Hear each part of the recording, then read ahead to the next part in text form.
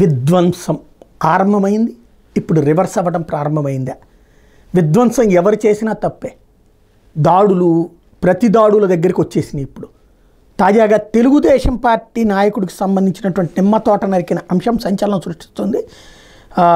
ఇదే ఎక్కడ అంటే రాజంపేట పట్టణ సమీపంలోని ఊటుకూరులో నివసిస్తున్న నరసారెడ్డి ఎన్నికలకు ముందు వైసీపీ నుంచి తెలుగుదేశం పార్టీలో చేరాట. ఆయనకి రాజంపేట గ్రామీణ మండలం పోలి గ్రామంలో సర్వే నెంబర్ 1033/3లో 5.6 ఎకరాల పొలం ఉంది. ఇందులో నిమ్మ తోట వేశారు. ఈ పొలం మీద తప్పుడు పత్రాలు సృష్టించుకున్నటువంటి వైకాపా నేత చంద్రారెడ్డి ఈ భూమి తనదంటూ తరచూ గొడవలకు దిగుతున్నారు. వాస్తవానికి 20 ఏళ్ళుగా నరసారెడ్డి అనుభవంలోనే పొలం ఉంది. వైకాపా నేత చంద్రారెడ్డి ఆయన అనుచరులు కలిసి పొలంలోని 3 ఏళ్ల వయసు ఉన్న 400 నిమ్మ చెట్లు నరికేశారంటూ బాధితుడు నరసారెడ్డి పోలీసులు మంగళవారం ఫిర్యాదు చేశారు.